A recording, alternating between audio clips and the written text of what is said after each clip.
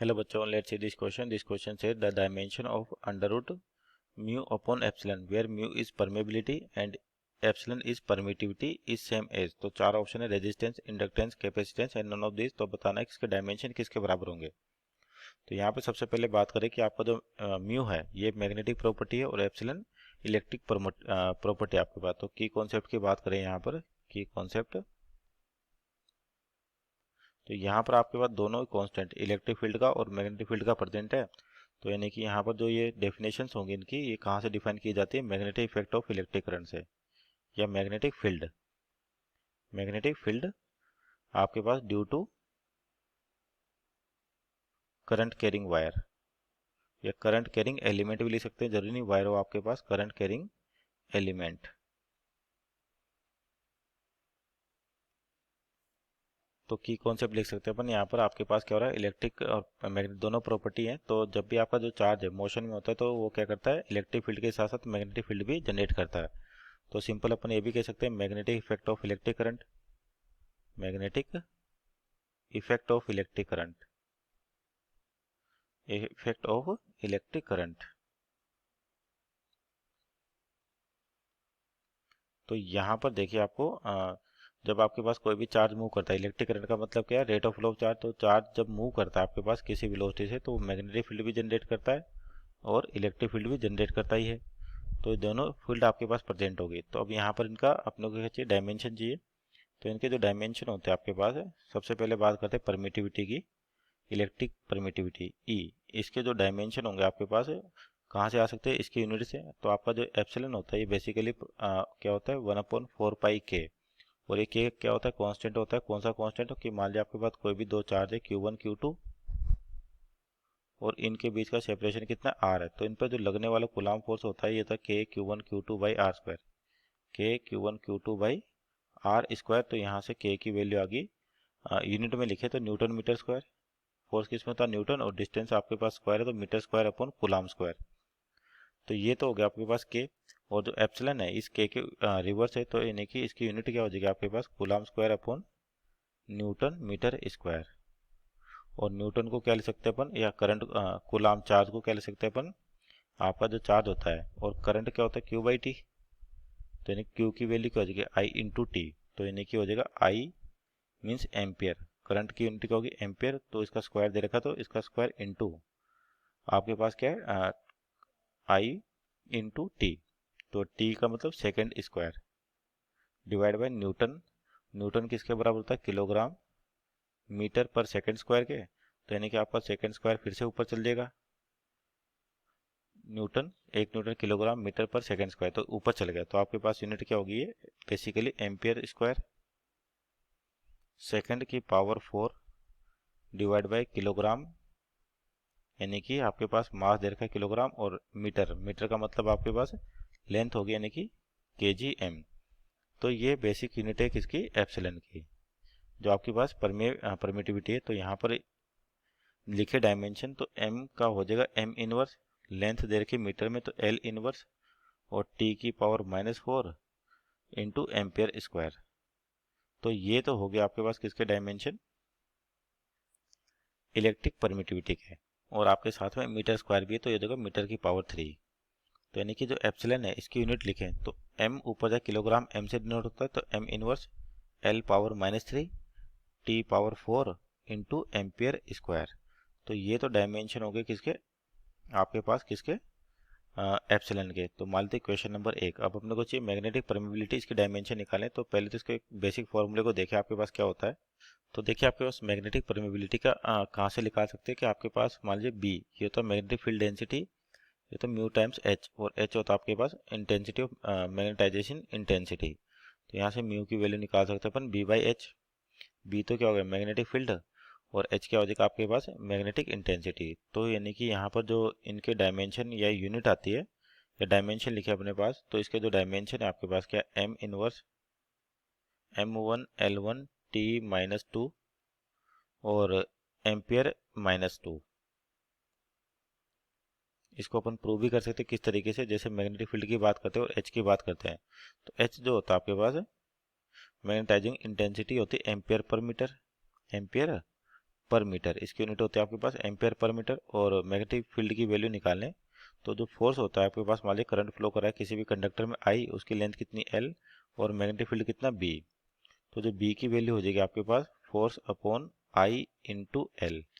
तो फोर्स हो गया न्यूटन और डिवाइड बाय आई यानी कि एम्पियर, और एल कितना आपके पास मीटर में। तो ये मैग्नेटिक आपके पास बी की वैल्यू होगी इस तरीके से।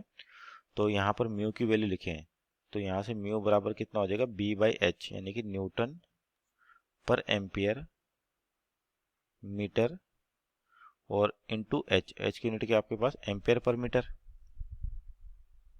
Ampere per metre.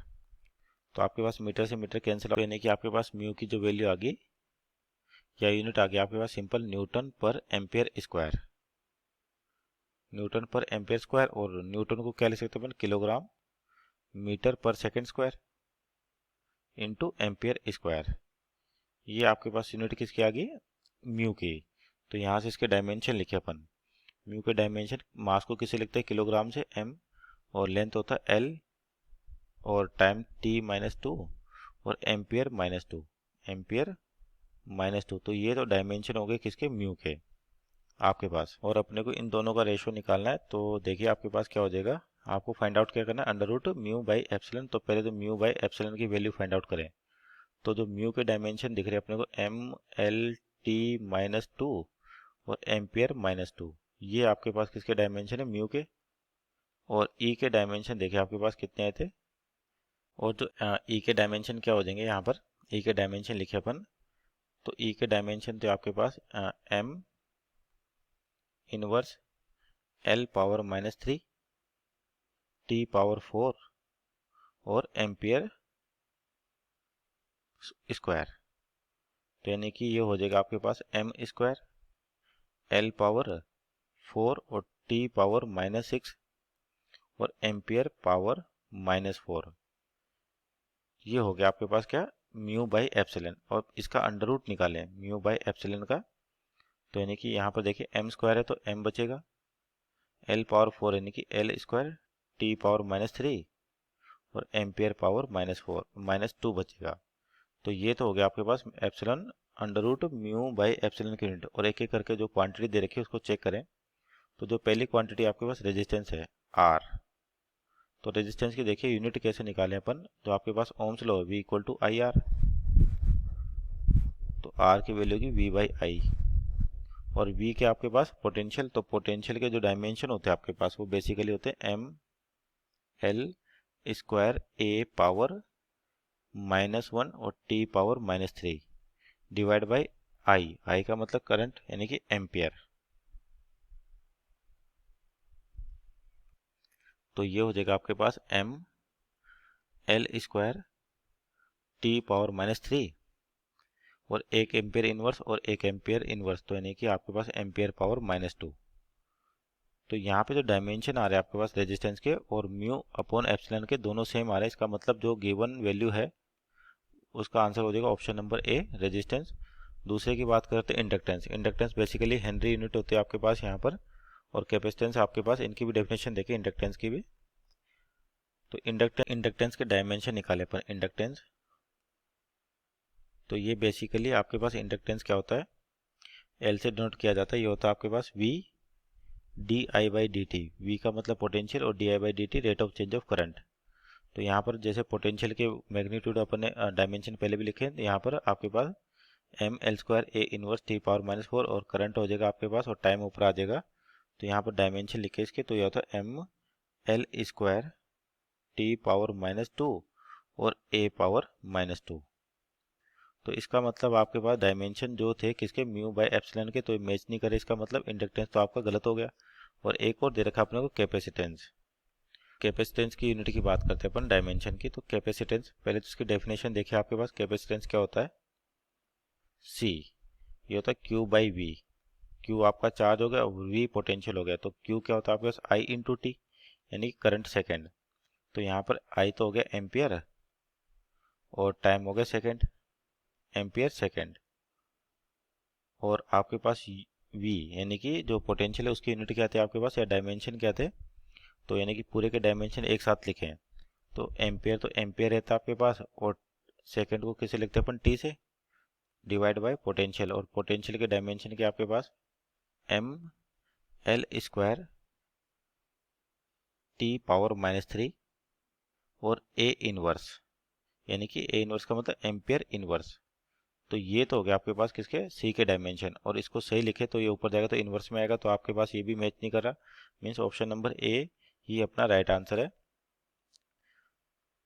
Hope you understood well, best of luck.